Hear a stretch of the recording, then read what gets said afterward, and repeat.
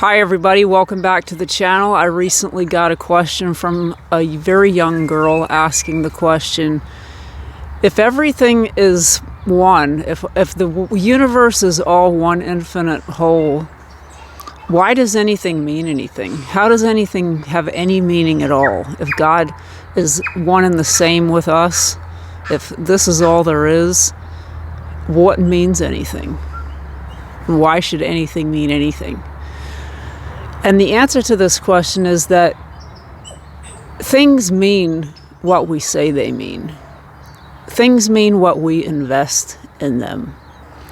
We could be investing this moment with the greatest holiness imaginable.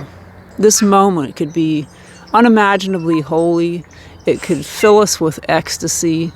It could be the most meaningful experience of our spiritual lives.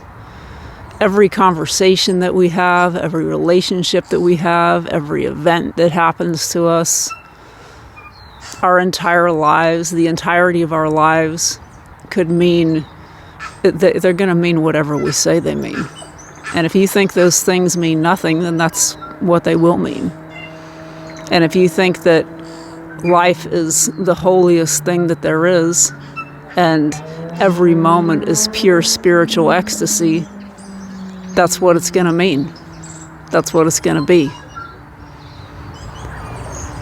You know, if you're one of these people that thinks that life is meaningless and that you're just going to waste time and watch TV until it's over, that's exactly what's going to happen.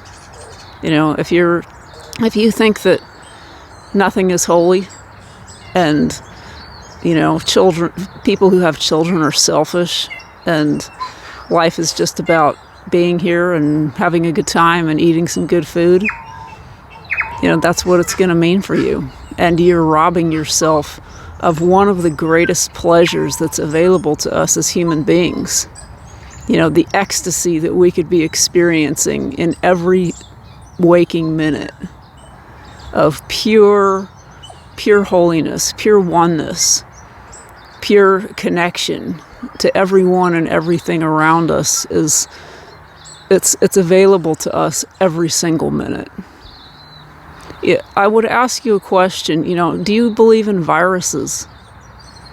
You know, I guarantee you've never seen one. You've probably never even met someone who has seen one, even with the proper apparatus. The reason you believe in viruses is because you have it on good authority from someone who has seen viruses with the correct apparatus.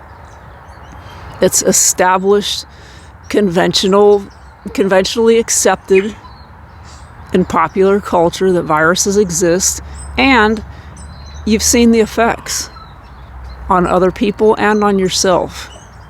And that's why you believe in viruses, and yet you don't apply the same logic to the spiritual world.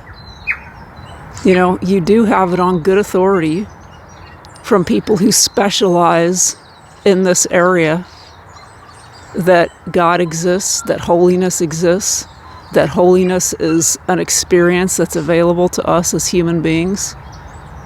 You know, just because you don't experience it doesn't mean it doesn't exist. And you have seen the effects. You've seen the effects on other people, and the same is available to you whenever you choose. And it's your choice every minute to experience it or not. I would submit to you that the problem is not that God doesn't exist. It's not that holiness doesn't exist. It's not that spiritual forces don't exist. The problem is you're not using the correct apparatus to view these things, and that's why you're not seeing them and experiencing them the way other people who are using the correct apparatus do experience them. And these people are feeling the effects. They're seeing the benefits through a sense of purpose and a sense of connection that you are not. So this is the message that we need to take away from this. Everything means what we say it means. If we say that life is meaningless, then it's going to be meaningless to you. Doesn't mean that it's meaningless to everyone, because the person standing next to you who thinks that life is the greatest and holiest thing that could possibly be, that's what life is going to mean to them. And they're right, and so are you. And your life is going to turn out one way, and their life is going to turn out another. So it's anybody's choice at any moment of the day what it means and what we're here for, and whether we actually want to experience those things. So I hope that helps somebody. I'll see you next week.